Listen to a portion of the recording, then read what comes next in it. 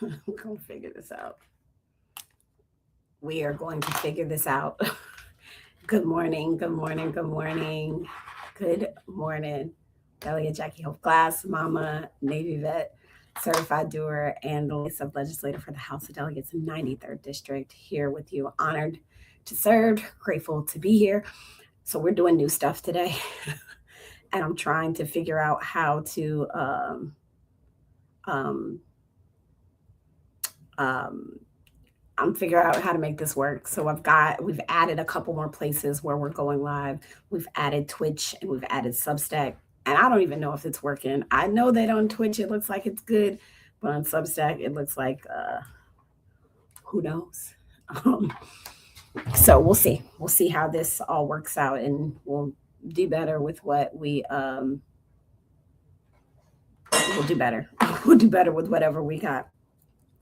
So it has been a week. Good morning, Sierra. Good morning, Mr. Willie. It is always a blessing to have y'all on here. Oh, we're going to get into today the dues. I think it's really important that we, works on Substack. Oh, interesting. Is that me saying, uh, unless somebody's logged in as me? It's like I just said works on Substack. Okay. I don't know if I just said that or somebody's logged in as me. This is interesting. But we're going to make it work. All right, so back at it. Got a long morning due for you all this morning. So grateful that you doers are up and at it, that you are here and willing and ready. We're going to go through some things that I think are actionable, are doable because, yeah, yeah. Because of the wonderful things that we do. Hold on a second. Um, hold on. Yep. I'm in the wrong spot, baby. What I'm hoping is that you all have been kind to yourselves this week. I keep saying be kind to yourself, drink water, you're a flower. And people are like, what? And I'm like, yeah, be kind to yourself. We are in a time where you need to absolutely, if you got things that you got going on this week, please drop them in the comments. If you got questions, drop them in the comments. Remember, like, this is your time. This is not my time, even though sometimes I feel like a talking head, but recognize that like we're here to do the work. So if you got events or a question about something that's happening, if I can answer it, I'll answer it to the best of my abilities. I won't claim to have all the answers because I ain't got them. And I don't always know how other folks are operating or why they operate in the way they do, but I will do my best to answer based off my own state of knowing. Okay. All right, so here we go. I just getting myself in the right position for you all. Okay, so good morning, certified doers. Here we go. There's a cat. So today's morning due is going to not just be about feeling better, sort of do. This morning is going to be a teaching morning due. So if you got a pen, you got a paper, you might want to take it out. Or I've already posted some of what we're going to talk about today on all the social places. But today's going to be one of those, like, how do you take your earrings off emotionally, but keep your posture together, right? Kind of do. I don't know about you, but I feel like I know what we are and I know what it kind of feels like. It feels like for me, and you can drop it in the comments where your head is. It feels like we're walking towards, we are walking towards authoritarianism, and I know that feels like the guardrails that we thought we had set for ourselves as a country are actually bending, and every day there is a new headline, there is a new court decision, there is a new act of cruelty, a new test of whether or not people are going to tell the truth out loud. And I'm not going to insult you by telling you that everything's fine. That's not my goal here, because everything is not fine. But I want you to hear me loudly and clearly. Not fine is not the same thing as finished. Okay. Just because things are not fine doesn't mean, not fine doesn't mean fatal, doesn't mean it's over. So I need you to also say that with me today in your bones. Not fine is not finished, right? Just because it's not fine doesn't mean it's not finished. All right. Like mentally say that to yourself. Not fine does not mean not finished. Good morning, right? Good morning, Lisa. I appreciate you. Um, and keep that in the forefront. You got to say that, because one of the first things that authoritarian politics tries to steal from people, it is not the vote. It's not their vote that they try to steal from it. It tries to steal their sense of motion, like movement. It tries to make you feel like nothing that you do matters. And damn it, if it isn't like feeling really successful. It also kind of tries to make the problem feel like it's so big, that it's so loud, that it's so national, right? It's all presidential, it's so Supreme Court, or so freaking cable news, that you forget that there is a school board meeting on Tuesday. You forget that the registrar, there's a registrar with addresses, that there's a local budget that's happening, that there's a public comment period, that we got clerks, that we got poll workers, that there are neighbors. It'll make you forget that there are even neighbors, or even forget that democracy is the only thing that we inherit. It is something, right? Like I have said this, it is not something that we inherit. It is something that we practice. And this is the time to practice. So today, I'm in the mood of like, let's get in the gym, let's practice. I'm not saying practice makes perfect, because that's not a thing. Practice makes better. Practice is almost in practice. We're not practicing performatively, because we see that in the work sometimes. We are not trying to become constitutional scholars by Monday. I am not trying to become a constitutional scholar by Monday. But what I am asking you all to do is pick one of these 5 small things. Just pick one, not all 5, just one, because that I'm going to talk about today with some historical context, because I would rather you do one thing than admire 10 things and do none of them. That is at the heart of due before Monday list, right? That we're going to keep this up. We're going to try to do this. We're going to keep a due before Monday for a couple weeks, and then we'll switch it out, right? Due before Monday. And before I go deep into like the teaching of this, I want to say this now, because I know y'all know I started a book club, and I'm not trying to be preaching, but book club is happening. I'm going to announce the date. We are reading Grab Them by the Ear. That is Educate, Activate, Recruit, Repeat. And I want you guys to hear that as more than just a book title. It is a rhythm. It is a civic workout plan. Again, educate, activate, recruit, repeat. We are not trying to educate to sit, or activate to sort of burn out. That's not the goal here. Or recruit one time and then people disappear. There is a hope in this message. Remember, I said hope is not the plan. Hope can be homework, and hope is not necessarily mood at this point. It is the method by which we're doing things, right? So let me go to the comments real quick.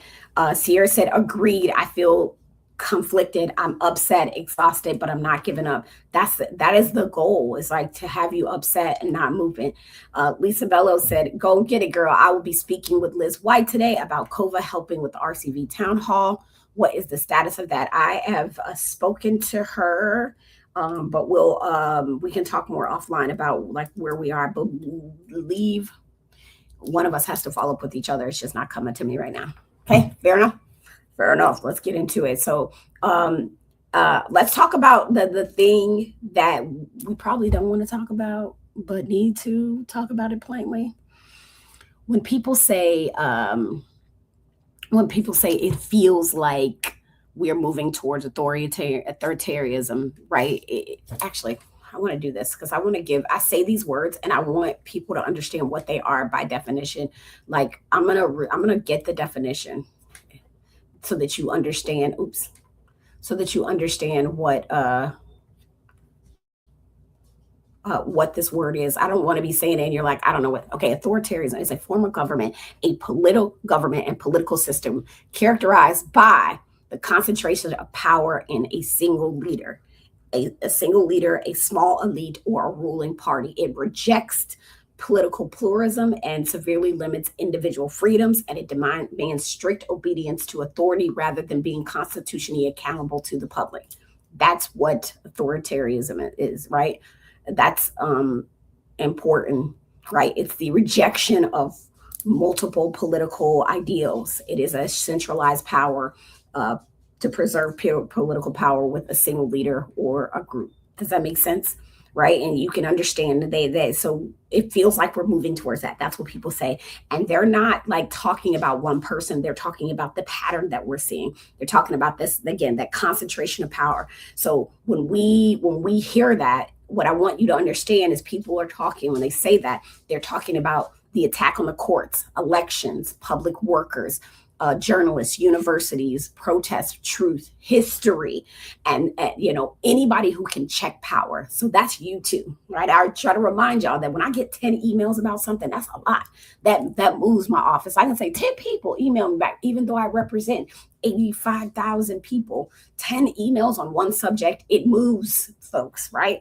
So we are talking about a cult of personalities, and a cult of personalities doesn't just ask people to admire a leader. It asks people to sort of abandon their own memory about what was. It says, look, you don't trust what you saw. Don't trust the process. Don't trust your neighbor. Only trust this personality. And that is why local action matters so much. And I need us to put that in our head because we can forget that. Local action, what it does is it reintroduces humans, people, you to reality, right? The reality of it is like what's happening with that garbage. What reality is what's happening with the schools, what's happening. So we have to have this reintroduction. And I cannot argue with a person who on the internet who all day call, I can't argue with people on the internet and call that civic power, right? Like we can't do that. I wouldn't do it, and arguing with people on it, that's not civic power. But you can, right? You can do that. But then you're going to get tired and mad that somebody named, Eagle Patriot, who may or may not be a real person. Like you get mad at somebody you don't even know.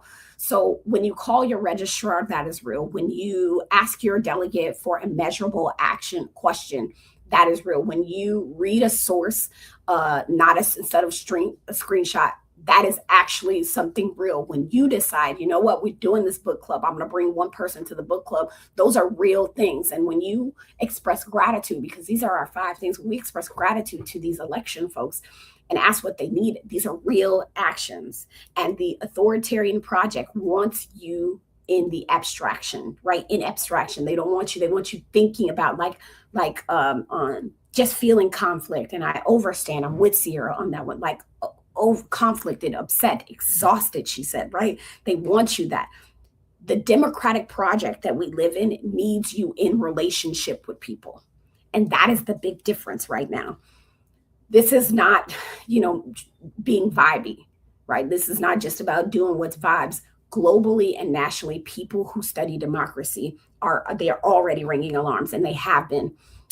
There's an org called Freedom House, and Freedom House's 2026 United States report still describes the U.S. as having a strong formal protections and rule of law tradition, but it also names polarization, money in politics, discrimination, the weakened federal governments as pressures on fundamental rights. All of those things, right? Those are pressure on our fundamental rights.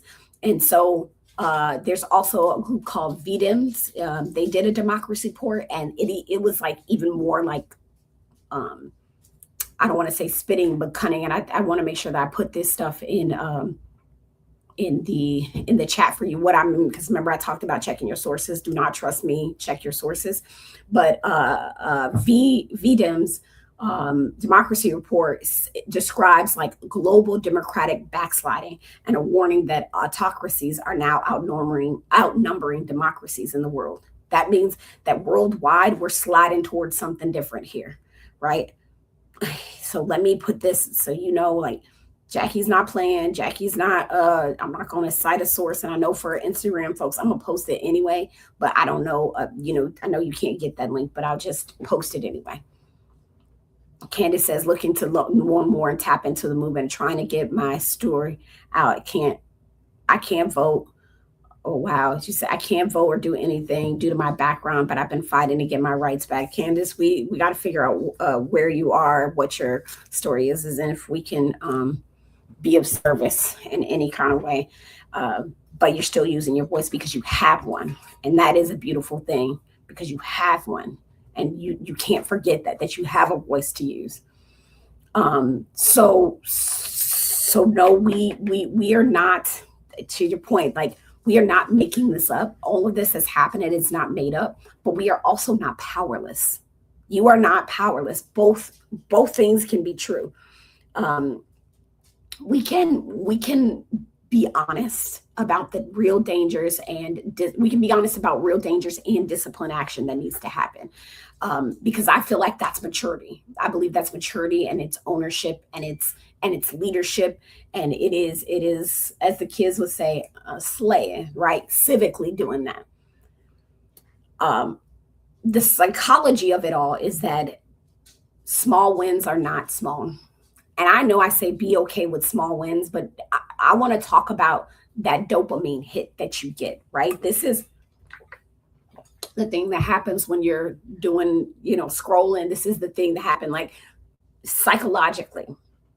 I'm using the word dopamine hit in a way that hopefully regular people use it. And I am definitely not trying to be some sort of neuroscience expert because I am not. I am not. What I mean by here is that your brain and your spirit need evidence that you are not hopeless, right? Like they actually need evidence. You've got to present your brain with evidence that you are not hopeless. So doom scrolling gives you stimulation, but it doesn't give you agency. These small actions that I'm going to provide to you today, those things will give you that agency. There's a guy named Carl Weck. I think it's Carl Weick. Weck. He has a classic. This is real classic work on small wins. I'm gonna actually put it in there, and it explains sort of the massive. It explains that like massive social problems can overwhelm people because the scale gets too big for practical action. But when people start breaking a huge problem into concrete, complete outcomes, those small wins can build this pattern that attracts allies and deters opponents. And I'm gonna put this the source that I have for that in there because remember I said check your sources, right? We're not playing around with no sources that can't be tracked back. If I can't tell you where I found it, then I ain't find it nowhere. Okay. We're not doing it. So I'm putting that in the chat for all of y'all.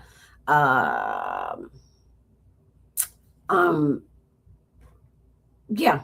So in plain English, right? If a problem feels like a mountain, people will freeze. So if you feel frozen, you are not abnormal. This is regular actions. But if you say, today we're putting on shoes, we're finding a trailhead, and we're walking to the first tree, people can move, right? That's what we do at a mountain. And that is what we're trying to do today. We're not solving all of democracy's problems by Monday. We're finding that first tree. So this is about self-efficacy, right? And if the things that I've read about self-efficacy, there's some research that also sort of matters in context to what we're doing. There's a guy named Albert Bandura. He has this theory that says people build belief in their ability to act through mastery experiences. So like you build your belief in acting through mastery experiences, seeing other people succeed, encouragement, and just managing your emotional states, right? the translation here is like, you become a person who does things by doing things. I know that's like simply said, like that's how that works. You become a person who does things by doing things, not thinking about doing things, not responding to other people doing things, and not shaming yourself. And I'm that person. I'm just going to say that out loud. Not shaming yourself because you have not done enough things.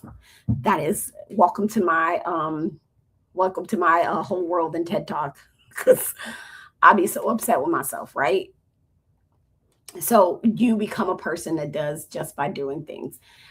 So by just do one thing, and that's what I'm asking doers, right? And then your body sort of gets that receipt, and your mind says, "Wait, what? We did that, right?" Your nervous systems will respond, and it'll be like, "Oh yeah, yeah, yeah." Also, we're not just watching the fire; we found a bucket, right? So all of that is relevant, all of it matters. And so today's assignment is not to be hopeful, right? Like that's, again, I love it. Hope is my middle name. And I believe, hope, I will say this, hope is a great thing to keep people in the game, but it is not a plan.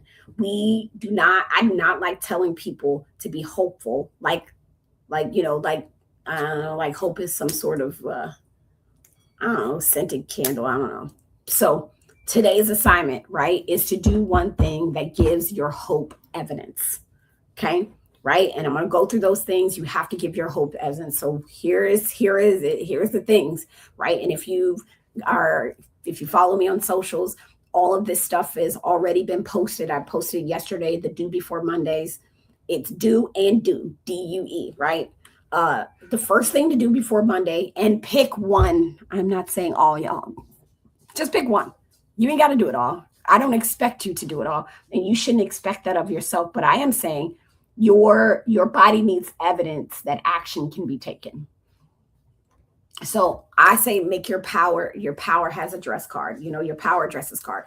Write down or go to the internet, copy, paste, print it out, save it, screenshot it, whatever you got to do. Put your local election office, your local governing body, your state delegate or senator, state rep, whichever you have, your state senator, your member of Congress, and your 2 U.S. senators, right? Take a little space, put it, like I said, put it in your phone, put it on your fridge, put it in the family group chat, put it next to the grocery list, put it wherever you usually put things that you need to remember, because I know some of y'all have notes in y'all phone from 2018. And I'm saying some of y'all, and I'm looking in the mirror at myself. Right? We have notes in our phone. And that is where democracy goes to die, right? Like, I honestly just want you to make a card. All right. Take the time to make a card, because one of the tricks of national politics is that it can make power feel like, like like the weather, something we can't control, like, oh, it happens again. No, it's not. Power has an address. Power has a staff. Power has a calendar that you can get on. It has public meetings. It has budget hearings. It has committee agendas, all of these things. Power also has deadlines. And history teaches us that people who locate power are harder to manipulate. I want you to be hard to manipulate. Okay. People who know where it's at, know where to find it, they are harder to manipulate. Fair enough? Right? So I want to give you a receipt of this in Virginia, because that's where I'm at. I'm a state representative in Virginia, and that is where I'm at. So in 1939, in Alexandria, Virginia, there was this attorney. His name was Samuel Wilbert Tucker. He organized one of the earliest civil rights sit-ins in the United States. So the Alexandria Library refused to allow Black residents to use the library, even though Black residents paid taxes too, right? Because taxes is what pay for our libraries. So what Tucker did, Tucker trained this young black men to enter the library, to request a library card, and to quietly sit and read when they refused. Right? Not some random, outrage. It was a strategy. He knew the address. He knew the denial. He knew the legal issue. and he knew the local institution. The local institution. Let me go ahead and drop that story because I'm not going to tell you something that you think I made up because I didn't make this up. This is a big deal. In Alexandria in 1939, homeboy said, we about the library. You hear me? They would have you think that all these issues are national, and it is not. It is not. It is in your backyard. And so I need y'all to sit on that for real. Like before Greensboro, before the sit-ins became nationally famous, right? Some young Black men in Virginia sat in the library and read. That is a word. Sometimes resistance looks like a march. Sometimes it looks like a lawsuit. And sometimes resistance looks like 5 young men sitting quietly in the goddamn library where they pay taxes, reading their books. That's what it is. So when you ask, when I ask you to make a power address card, right? When I'm asking that, I'm not giving you busy work. I assure you this is not busy work. I want you to stop letting power float around like it is fog in the air. Pin that ish down. Who runs the election? Who runs the state and local budget? Who represents you in the General Assembly? Who represents you in Congress? Where the hell do they meet? How do you contact them? When is that next meeting, right? And that's not everything, but it's the beginning of sort of civic orientation. It is because, I will say this again, authoritarian politics loves disorientation, right? It loves it. Love you to feel like we're in the fog, I can't see. But democracy loves orientation. And so for my Virginia folks, the Department of Elections Citizen Portal lets you check your voting record, update your registration, apply to vote absentee, view polling to places, your election district, your absentee ballot, the status of your voting history, and it's a practical tool. So before Monday, make that power card. Do not post your public information online, please. Do not put your whole civic address businesses, your whole business in the comments. We're not, I'm not trying to have anybody having identity theft. I just want one thing done. I just want the card done.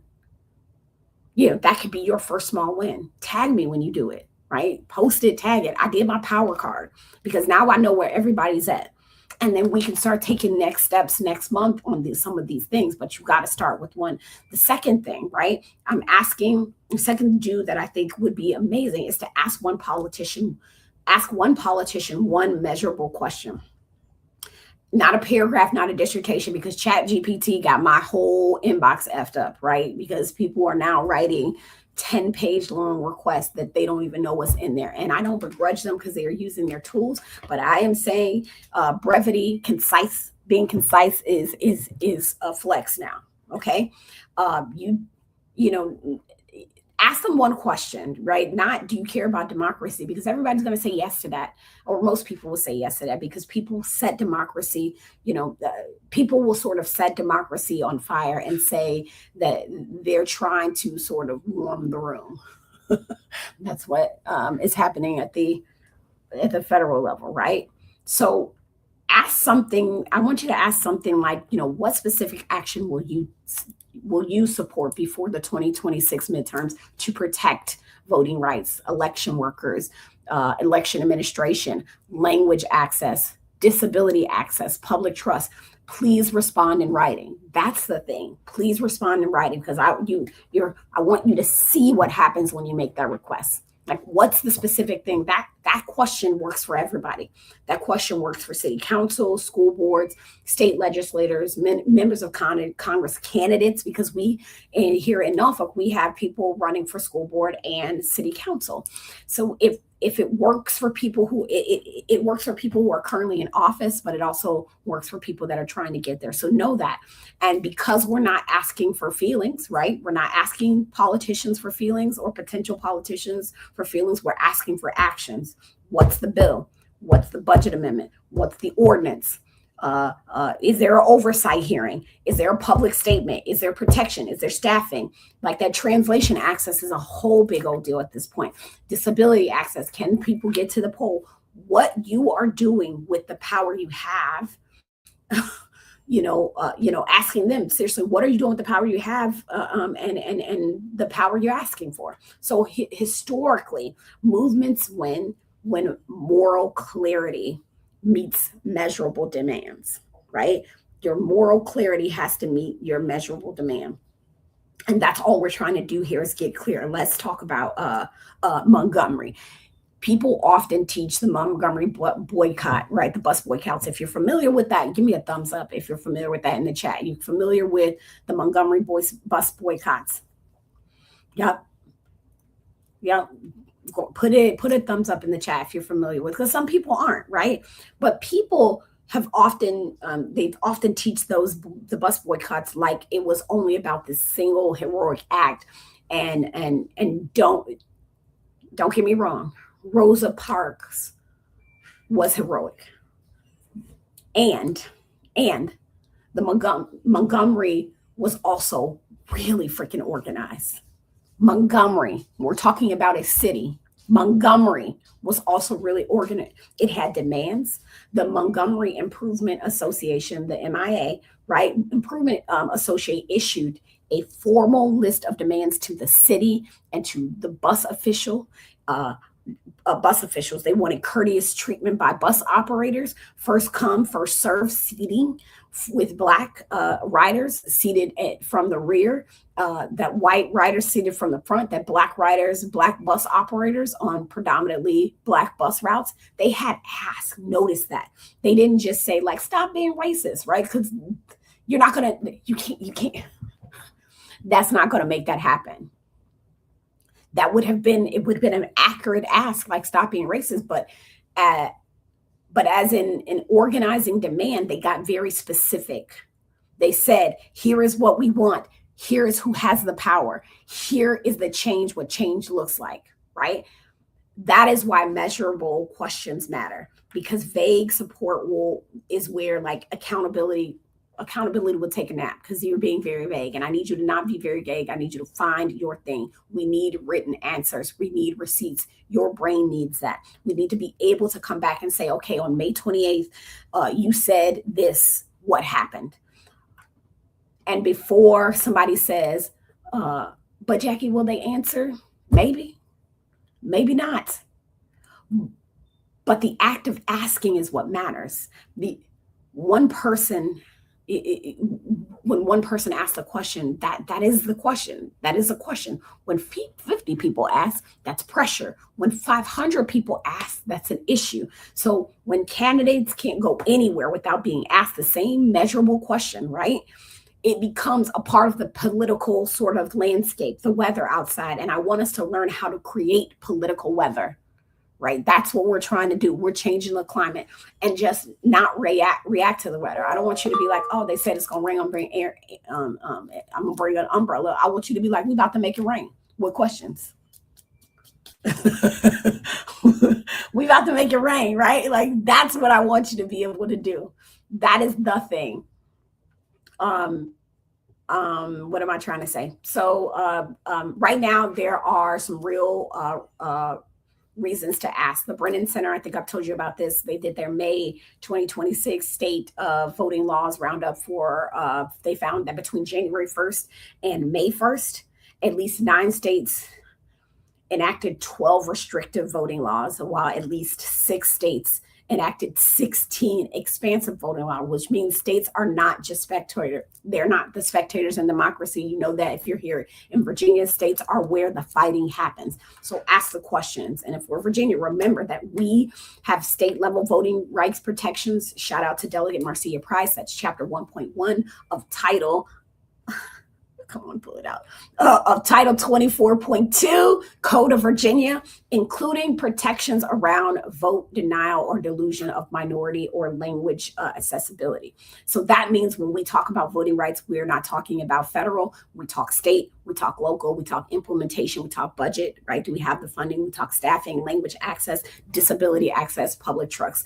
If you choose If you choose to do this one, comment question.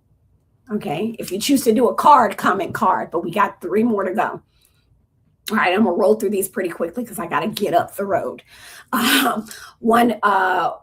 Number 3 do, right? Number 3 do, read one source, not a screenshot. So the third one to do it for Monday is I want you to read one source and not a screenshot. 1, not 12. Now, like I've got 7 tabs, which is a very small number, open, open, and I get on airplane mode sometimes. So I'm saying one source. Whether you read a Supreme Court decision, you read the Voting Rights Act, you read that survey I told you about from San Diego. I don't care what it is. Read one thing that you can explain you learned to a person in their regular language, right? Not in academic language, not like a talking news head, right? In plain ass language. Because if you cannot explain it, you don't understand it, right? If you're not able to explain it, you don't understand it yet. And I am saying this because I love a good source. I love a receipt. I love a footnote. Like I love them comfortable, that stand on business. And I want you to be comfortable with the things that come out of your mouth, because the purpose of reading is not to feel superior to anyone. The purpose is to become useful. And we are in a time where these screenshots, they move faster than sources. They alert you, they can anchor you, they can make you mad. Sources, hardcore sources that like we can go back and we can talk about, make you useful. And when authoritarian politics is rising, truth becomes a community of responsibility, right? We have to be more truthful.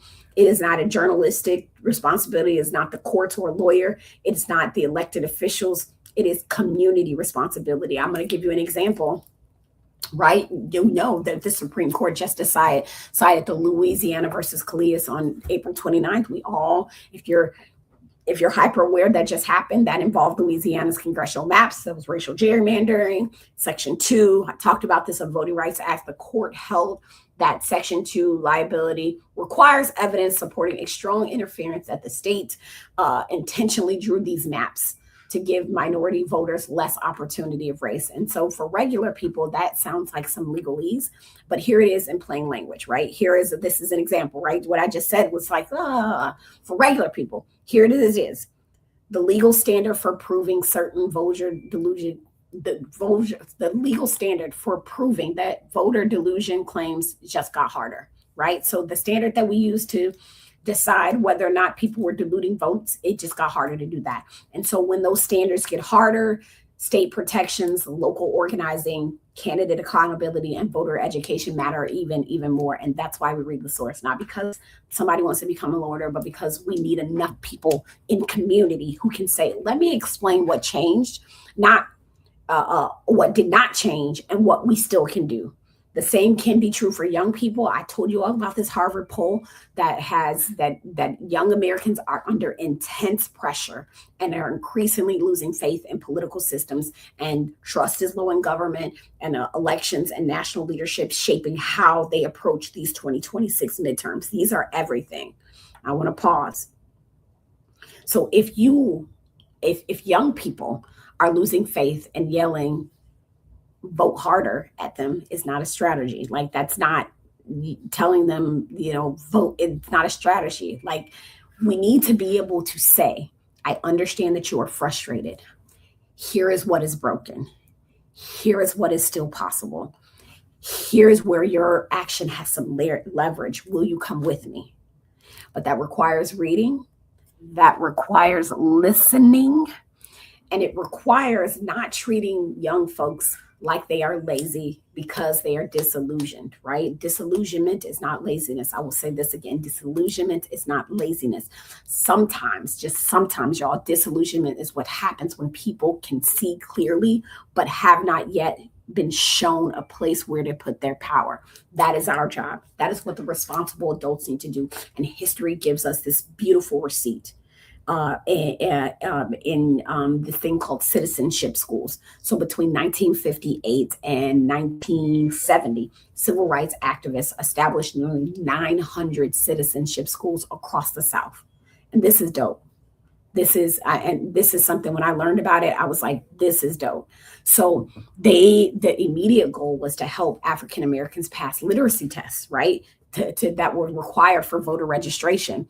But the schools also train people on how to become activists in their own communities, right? Did you hear that? They also train, and I'm putting it in the chat. I know that some of this is going to be hard. If you're on Instagram, I'm putting it there anyway. These are citizenship schools. Booyah, baby. They didn't just take the time to educate people to pass a test. They educated people to become leaders. That is what I feel responsible for. Every last one of you, when you show up here to me that says like, I'm ready to lead, I'm ready to do something, and I can't look past that. You've got Septima Clark, Esau Jenkins, Bernice Robinson, Highlander Folk School, all of that reminds us that education was not separate from action. Education was the action. So the classroom can be the resistance. The book club can be the resistance. The kitchen table, grandma explaining a ballot to a first-time voter can be resistance. A teenager showing an elder how to check their registration online can be the resistance. That is the work. So before Monday, read one source, explain one thing, make one person less easy to confuse. That is the goal. Right. And if you're going to do that one, if that's your thing, I want you to type in the chat source over screenshot. We're almost done here. We've got 2 more to go and we're going to wrap, and then y'all going to figure out what y'all want to do. The 4th thing to do for money is recruit somebody for the book club. Recruit one person. Actually, I need to check the date because we already have on the calendar a time that we're going to do the book club meetup. I just need to make the flyer for it. On June 18th at Jordan Newby Library, 5 to 7, the book club folks are going to meet up June 18th, right? We've got a little bit of time. That book is 25 pages, nay 21 pages, because there's a bunch of sources and stuff there. But recruit one person. I'm not asking for a stadium of people because we can't fit all them people in the library. And we'll be doing one virtually as well. So holding that in hand with the person who wrote the book, with the guy who wrote the book, hopefully, fingers crossed, we get him to come in and be able to do that. One person, it can be a cousin, a neighbor, a coworker, a church member, a sister, a teenager, a seasoned saint. It can be somebody who keeps saying, I just don't know what to do, right?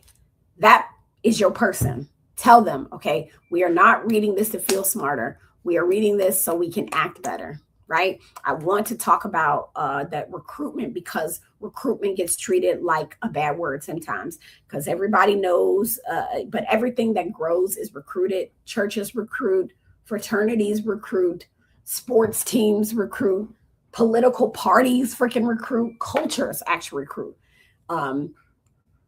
authoritarian movements recruit. So pro-democracy people better, we got to stop acting like recruitment is impolite. Recruitment, it is not manipulation. It's not manipulation when it's honest.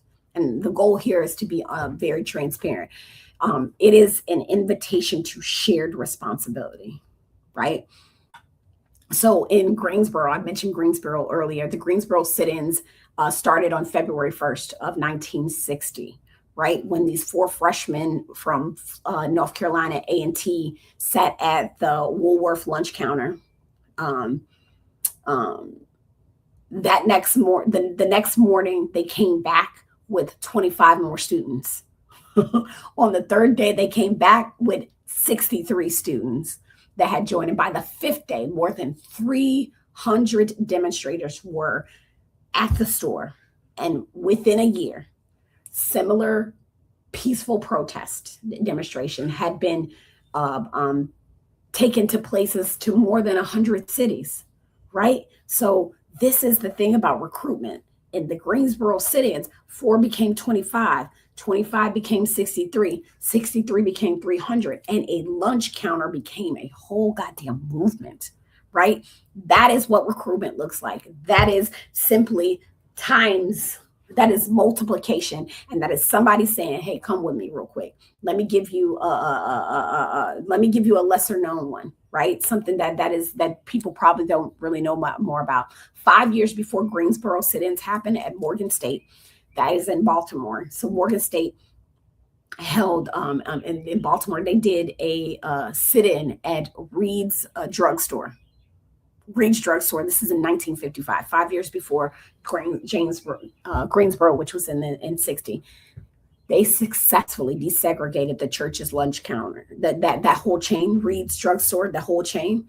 So that action, it was much less famous than Greensboro, but it helped model sit-in tactics before they became nationally known. And that should give you hope. Everybody ain't gonna see what you're doing. You might not even be the famous one for it, because we're not doing this to get famous.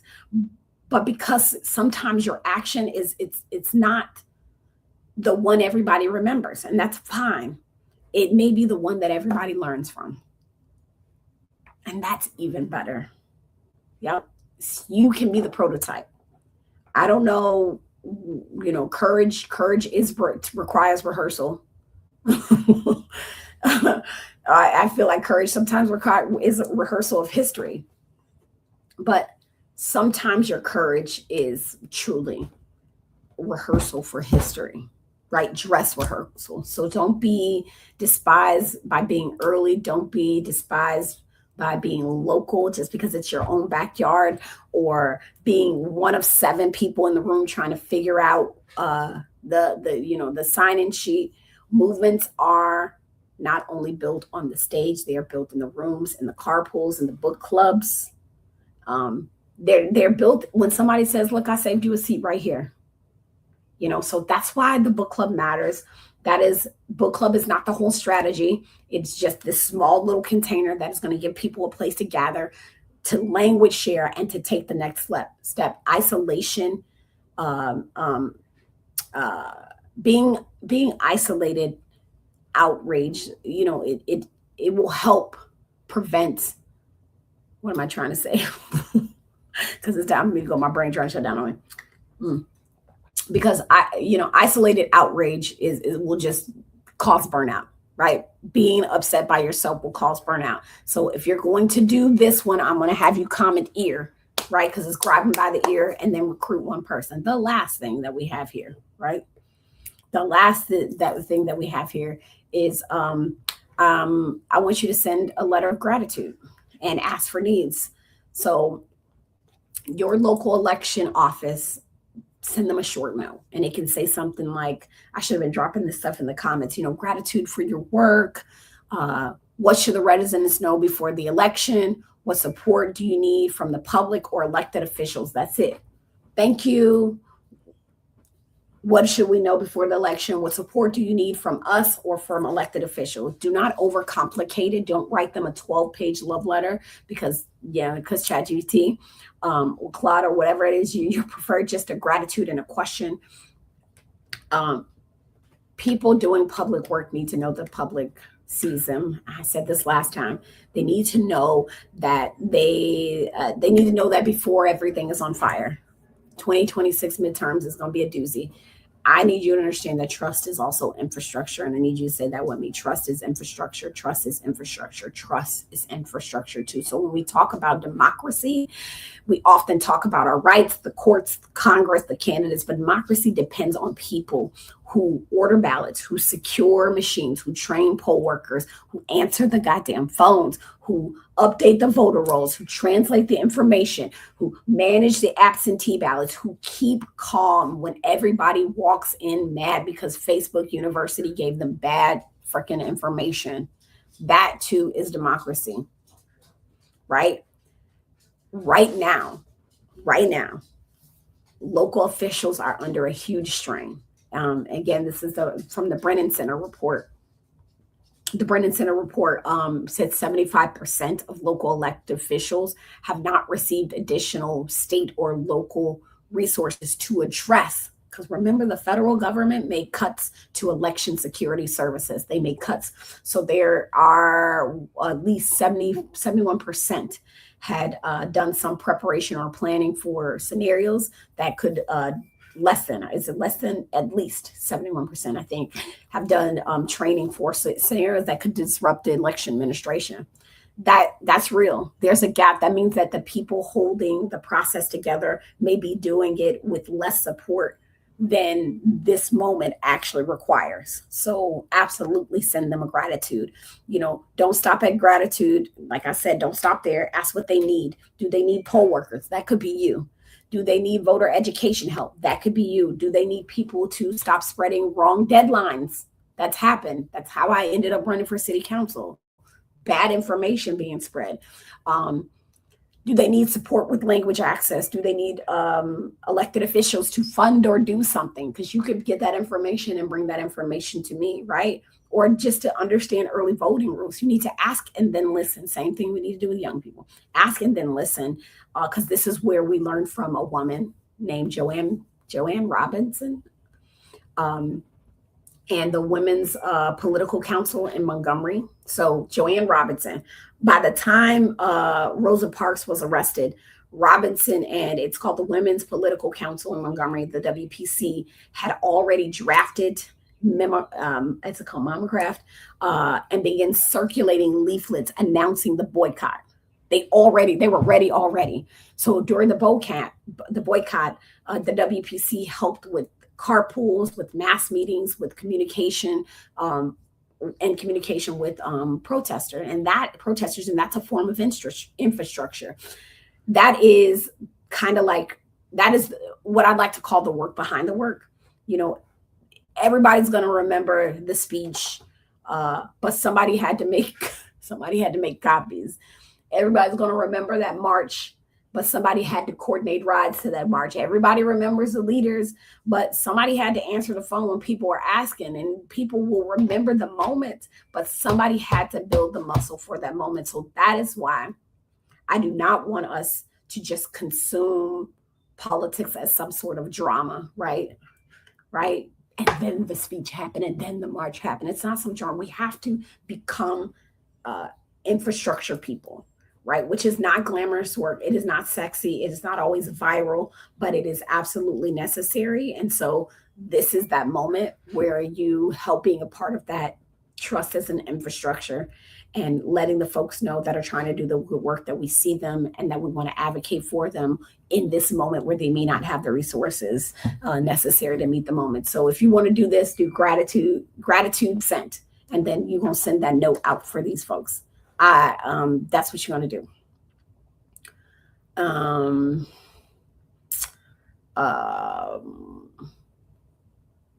What am I going to do? I was going to go through.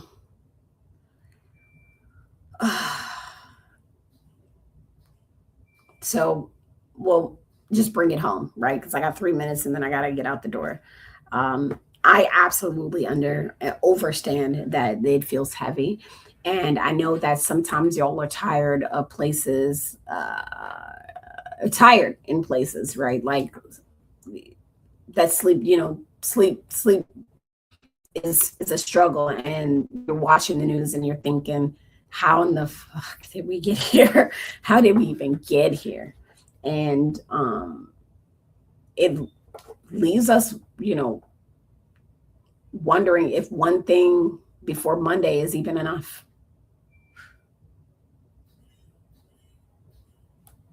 Oh, did I get frozen?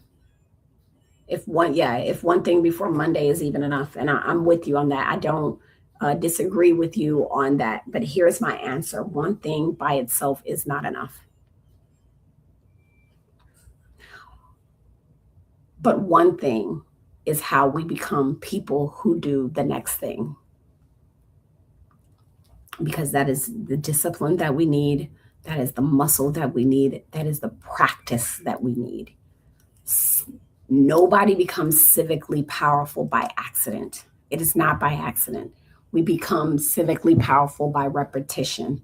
We educate, we recruit, activate, we recruit, and we repeat. That is why the book club matters. That is why having the power has address, your power address cards, measurable questions, reading the freaking source, recruiting a person, and gratitude. Because again, I will say this and beat this, because history tells us that authoritarianism is not only defeated by one dramatic moment, it is resisted through thousands of disciplined refusals. Refusal to be confused, refusal to be isolated, refusal to be too freaking cynical to act.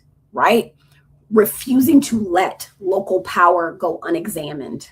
I'm going to say that one again because like that's like the thing that I see, because I get a lot of people that come to me with local problems and I'm like, let's examine that issue. Refusing to let local power go unexamined, refusing to treat public workers like they are side characters, right? Or background characters, and refusing to let young people believe that nobody is building a place for them, right? I'm working every day to not let fear be the only thing that organizes me. That is the work. And I'll tell you something else. Hope is not naive. Hope says hope is not, it's not naive, and it's not naivete to have hope.